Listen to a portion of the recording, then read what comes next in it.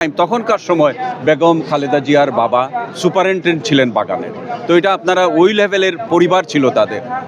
সুতরাং এই লেভেলের পরিবার থেকে এসে ওনারা বাংলাদেশের রাজনীতিতে এসেছেন এবং বাংলাদেশকে সমস্ত জীবন উনি উৎসর্গ করেছেন। এবং দেখেন উনি বারবার ওনার কাছে প্রলোভন দেখানো হয়েছে, হয়েছে বিদেশি অনেক রাষ্ট্রে আপনার ওনাকে করা হয়েছে, কিন্তু বেগম জিয়া যান নাই।